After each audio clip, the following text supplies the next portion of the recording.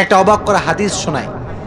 ফাতেমা এমন একজন বউ ছিলেন যিনি তার স্বামীর কাছে কোনো আবদারি করতেন না, কোনো কিছু চাইতেন না।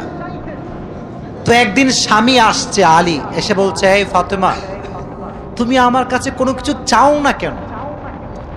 কিচ্ছুই চাও না, আমি চাই তোমাকে দিতে, তুমি নিতেই চাও না।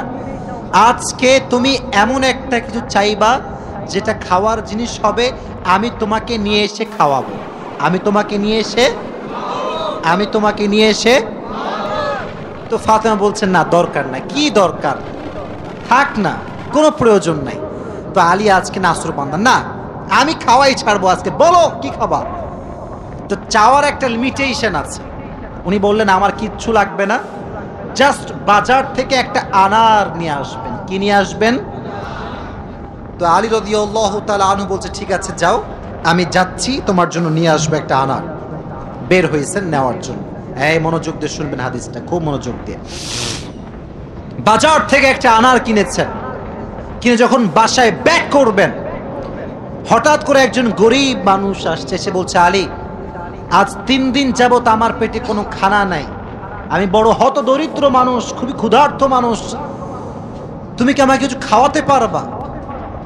আলী রাদিয়াল্লাহু তাআলা আনহু এতটা দান করার মেন্টালিটি ছিল, এতটা ভালো মানুষ ছিলেন, বইয়ের কথা ভুলে গিয়েছেন, ওই আনারটাও আল্লাহর রাস্তায় দান করে দিয়েছেন। তো যখন আনার মানে হচ্ছে ডালিম, ডালিম, ডালিম। ও আচ্ছা, না বুঝলে বলা যাবে, কোনো সমস্যা নাই। আনার মানে হচ্ছে, নগরে ডালিম আছে না নাই?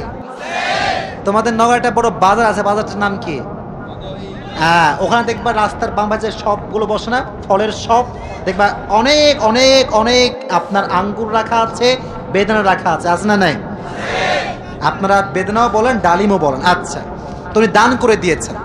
তো যখন দান করে দিয়েছেন, হঠাৎ করে মাথায় আসছে, তো কার জন্য ছিল? ফাতেমার জন্য। বলেন, কার জন্য ছিল? তো মনটা খারাপ যে জীবনে বউ একবার চাইলো, তাও খাওয়াইতে পারলাম না, মানুষকে দিয়ে দিলাম। বাসায় আসছে, মনটা খুবই খারাপ। তো বউয়ের ভালোবাসা কাকে বলে খুব ভালো করে বুঝবেন। আলী যখন গেটটা খুলেছে, ফাতেমা যখন আলীর চেহারার দিকে তাকাইছে, বলছে, আলী, নিশ্চিত তুমি আমার বেদনা, আমার ডালিম তুমি আল্লাহর রাস্তায় দান করে দিয়েছো। সুবহানাল্লাহ পড়ে। তো বলছে ফাতেমা, আসলেই তাই, আমি দান করে দিয়ে আসছি। তো বলছে, আলী, তুমি যদি আমার জিনিসকে আল্লাহর রাস্তায় দান করে খুশি হও, আমি ফাতেমা তাতেই খুশি হয়ে গেলাম। অবাক করা বিষয় দেখেন, হঠাৎ করে একজন মানুষ বাসার গেটে নক করেছে, এই কেউ কি আছে বাসায়? গেট খুলেছে, তো দেখছে গেটের বাইরে দাঁড়িয়ে আছে একজন সাহাবী, তার নাম হচ্ছে সালমান ফারসি। তার নাম কি? এদিকে পেছনে কিয়ামত হয়ে যাক, তোমরা আমার দিকে তাকাও। তার নাম কি? সালমান ফারসি। বলছে, কি হয়েছে আপনার, হঠাৎ করে আপনি আমাদের বাসায় আসছেন? বলছে, নবীজি তোমার জন্য 9টি আনার হাদিয়া পাঠিয়েছেন। আপনার সুবহানাল্লাহ পড়তে পারলেন না? কয়টি আনার? আরো জোরে। তো আলী বলছেন, নো, এটা আমারটা, এটা আমার হতে পারে না। সালমান ফারসি বলছে, কেন? এটা তোমার জন্য পাঠিয়েছে। আলী বলছে, ভালো করে চেক করো, এটা আমার জন্য হতে পারে না। বলছে, কেন? বলছে, আল্লাহ তাআলা কোরআনে বলেছেন, মান জাআ বিল হাসানাতি ফালাহু আশরু আমসালিহা, যে আল্লাহর রাস্তায় একটা দিবে, আল্লাহ তারে 10 গুণ বাড়ায় দিবে। তাহলে আমার তো 9টা হবে না, আমার হবে কয়টা? তো সালমান ফারসি এই কথা শুনে আবার পকেটে হাত দিয়েছে, হাত দিয়ে আর একটা বের করেছে, বলছে, নবী তোমাকে 10টাই দিয়েছে, আমি জাস্ট পরীক্ষা করছিলাম। সুবহানাল্লাহ পড়ে। তো চাইলেও একটা ভালোবাসা লাগে, আর যে আল্লাহর রাস্তায় দান করে তার আরো বেশি বাড়ায় দেয়। একজন আওয়াজ দিয়ে বলে, তিনি কে? আর একটা রিওয়ায়াত বলি। একদিন ফাতেমা রাদিয়াল্লাহু তাআলা আনহা সুতা বিক্রি করলেন। কি বিক্রি করলেন? সুতার দাম হচ্ছে 6 দিরহাম। কয় দিরহাম? আচ্ছা, তো বলছে, হে আমার স্বামী আলী, 6 দিরহাম নিয়ে কয়েকটা রুটি নিয়ে আসো হাসান এবং হোসাইনের জন্য। কার জন্য? হাসান এবং হোসাইন কার সন্তান? ফাতেমা এবং আলীর সন্তান। তো অবাক করে একটা রেওয়ায়াত, আমি জাস্ট গতকালকে এটা পড়লাম, এটা আমি আগে জানতাম না। তো বের হয়েছে বাসার থেকে রুটি কিনবার জন্য। কি কিনবার জন্য? রুটি কিনে ফেলেছে। Just he was coming back to home, বাসায় আসছিলেন। হঠাৎ করেই গরিব আসছে, অসহায় মানুষ। আলী, কিচ্ছু নাই পেটে খাওয়ার মতো, তুমি কিছু দিতে পারবা? আলীর মনোমাইন্ড এতটা বড় ছিল, যা কিনতে গিয়েছিল ফ্যামিলির জন্য ওইটাও আল্লাহ রাস্তায় দান করে দিয়েছে। জোরে সোরে পড়ুন সুবহানাল্লাহ। সন্তানের জন্য খাবার আপনি কিনেছেন, কিন্তু দান করে দিয়েছেন, কিন্তু ভেতরে একটা কষ্ট আছে না নাই? দেখো এই যুবকেরা, প্লিজ প্লিজ লাফালাফি করো না, এদিকে আমার দিকে একদম স্থির হয়ে থাকো, চুপচাপ স্থির থাকো। কারণ নওগাঁর মানুষ তো এরা অভদ্র ঘরের সন্তান, এরা সব ভদ্র ঘরের সন্তান, ঠিক না? চুপচাপ থাকেন। তো যখন ফিরে আসবেন, হঠাৎ করে একজন লোক আসছে, এসে বলছে, আলী তুমি কি উটটা কিনবা? উট? বলেন কি? তো আলী বলছে, না ভাই, টাকা পয়সা নাই, কেনার সম্ভব না। তো বলছে, তোমাকে আমি এইটা এখন দিচ্ছি, তোমার যখন বিক্রি করার সুযোগ হবে তখন বিক্রি করবা, তোমার লাভ তুমি রাখবা আর আমারটা আমাকে দিলেই হবে। তো আলী বলছে, ঠিক আছে দাও। জাস্ট উটটা নিয়েছে, উট নিয়ে বাসায় ব্যাক করবে, আবার আরেকজন আসছে, বলছে, ভাই এর দাম কত নেবেন বলেন? বলছে, ভাই আপনি দাম বলেন। যে উটের দাম হক 200 দিরহাম, ওই লোক আগেই বলছে, আমি এটাকে তোমার কাছ থেকে 300 দিরহাম দিয়ে ক্রয় করে নিব। নিয়ে নিয়েছে উট। তাহলে আগে ছিল মাত্র কয় দিরহাম, এখন তিনি কয় দিরহামের মালিক হয়ে গেলেন? সুবহানাল্লাহ পড়তে পারলেন না? এখন এই যে 300 দিরহামের মালিক যাকে দিবে, লভ্যাংশ খুঁজে পায় না। কই গেল লোকটা? লোক আর খুঁজে পায় না, না পেয়ে বাসায় আসছে। যখন গেট খুলেছে, গেট খুলেই দেখছে নবীজি তার বাসার ভেতরে বসে আছে। বলছে, আলী আজকের ঘটনা তুমি বলবা নাকি আমি বলবো? বলছে, নবী আপনিই বলেন। বলছে, তোমার কাছে সর্বপ্রথম যিনি উট বিক্রি করেছিলেন তিনি আর কেউ নন, তিনি হচ্ছেন জিবরাইল। আর যিনি ক্রয় করেছেন 300 দিরহাম দিয়ে, সে কোনো মানুষ নয়, তিনি হচ্ছেন ইসরাফিল। কেন নবী, এটা কেন আমার সঙ্গে হলো? বল, তুমি যে নিজে না খেয়ে মানুষকে খাওয়াইছো, এটা আল্লাহর কাছে বড্ড ভালো লেগেছে। তো আল্লাহ তোমার এত বেশি বাড়ায় দিয়েছে যে তুমি কল্পনাই করতে পারো না। সুবহানাল্লাহ পড়েন। তাহলে প্রিয় ভাইয়েরা, আল্লাহর রাস্তায় দান করার জন্য আলী এবং ফাতেমার থেকে শিক্ষা নেওয়ার দরকারটা আছে না নাই? যতটুকু পারি নিজেও খাবো, মানুষকেও দিব। নিজে খাবো, মানুষকে দিব না, এটা স্বার্থপর ছাড়া কিচ্ছু হতে পারে না। আমরা স্বার্থপর হব না, ভালোবেসে যাব। আল্লাহ ভালোবাসার মন আমাদের দান করুক, পড়না আমিন। আর একটা হাদিস, আচ্ছা বলেন তো পরিবারের, আচ্ছা এখানে সব যুবক আমার মনে হয় আমরা মধ্যবিত্ত পরিবারের সন্তান, ঠিক আছে না প্রিয় ভাইয়েরা? শোনেন একটা কথা বলি, অনেক সময় অনেক যুবকের মন খারাপ হয় যে হুজুর শখের একটা R15 নাই, শখের একটা আইফোন নাই, ঠিক আছে না প্রিয় ভাইয়েরা? শখের একটা গাড়ি নাই, শখের একটা বাড়ি নাই। অনেকের এটা কষ্ট থাকে, না বললে হবে না, এটা মানুষ হিসেবে কষ্ট লাগে, ঠিক আছে, কিন্তু মাথায় রাখবা, এদিকে হাদিস বলছি, গরিবরা, মধ্যবিত্তরা বড়লোকের চাইতে 500 বছর আগেই জান্নাতে প্রবেশ করে।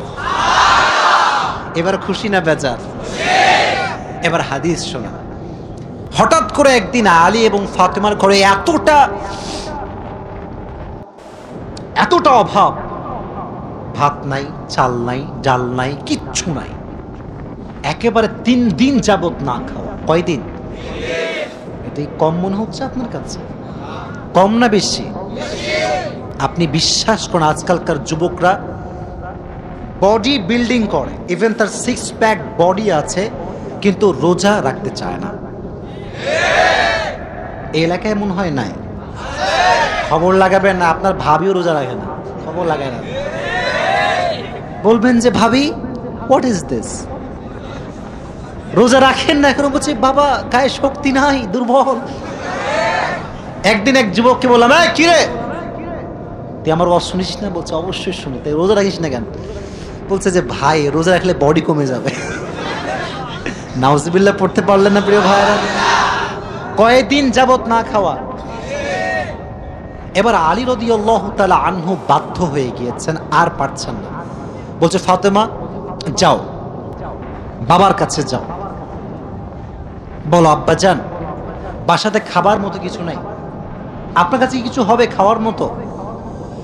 আহা, ফাতেমা যখন ঘরে আসছেন নবীজি ঘর খুলে দিয়েছেন। দেখেন বাবা এবং মেয়ের ভালোবাসা কত সুন্দর। ফাতেমা বলেন নাই যে আব্বাজান কিছু লাগবে। যখন গেট খুলেছে, মেয়ের চেহারা দেখেছে, আব্বা বুঝে গিয়েছে মেয়েটা আমার ক্ষুধার্ত হয়ে আমার কাছে এসেছে। সুবহানাল্লাহ। ডাক দিয়ে বলছে ফাতেমা তোমার অবস্থা কি বলো, কি হয়েছে তোমার? ফাতেমা রাদিয়াল্লাহু তাআলা আনহা ডাক দিয়ে বলছে আব্বাজান আজ 3 দিন যাবত আমাদের বাসায় কোনো ভাত নাই, ডাল নাই, চাল নাই, গোস্ত নাই, কিচ্ছু নাই। আমি আপনার কাছে একজন ক্ষুধার্ত নারী হয়ে এসেছি কিছু নেওয়ার জন্য। তো নবীজি বলছেন এই যুবকেরা এদিকে তাকাও। বলছে ফাতেমা আমার কাছে 5টা বকরি আছে, 5টা দোয়া আছে। 5টা বকরিও আছে, 5টা ধামরাটের ভাইরা 5টা দোয়া আছে, 5টা বকরি আছে। তুমি কোনটা নিতে চাও? Which one you want to select? তো ফাতেমা বলছে নবী হে আমার বকরি লাগবে না, আমাকে দোয়া শিখাই দিলেই হবে। পরীক্ষায় পাস। দোয়াটা আমার সঙ্গে সবাই পড়েন, সকলে আমার চোখে চোখ রাখেন, সবাই পড়েন ইয়া আউয়ালাল আউয়ালিন ইয়া আখিরাল আখিরিন ইয়া যাল কুওয়াতিল মাতিন ইয়া রাহিমাল মাসাকিন ইয়া আরহামার রাহিমিন। আমি জানি যে এটা এখনই মুখস্থ করা সম্ভব না, তবে এটা আগামীকাল কোথায় যাবে?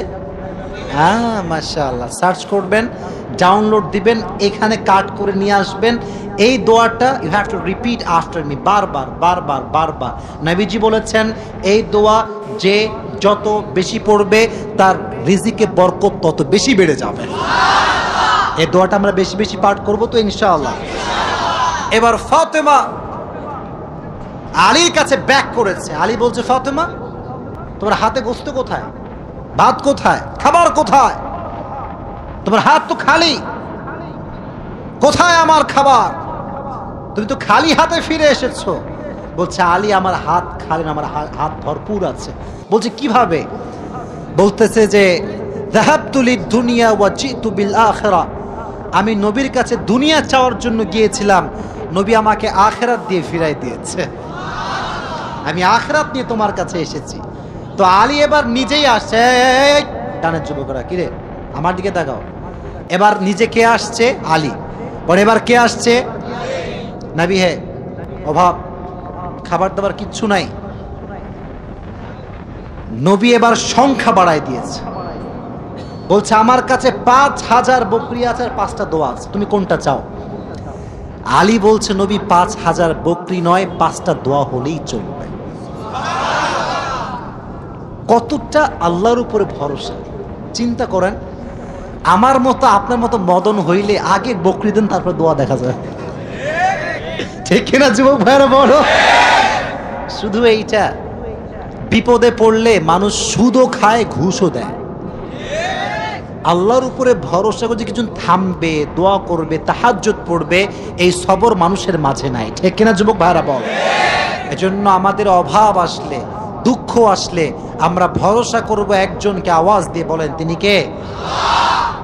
আপনারা মনে হয় বিরক্ত হয়ে গেছেন, আমি দোয়া করে দেবো, তাই না? না না, বিরক্ত হয়ে গেছেন মনে হয়। আসলে খুব ভালো লাগলো এই বিষয়টা, যে আপনারা এতটা আগ্রহী যে বৃষ্টি হচ্ছিল তা আপনারা জান নাই। এটাই প্রমাণ করে নওগাঁর মানুষ ইসলাম প্রেমিক মানুষ, কোরআন প্রেমিক মানুষেরা।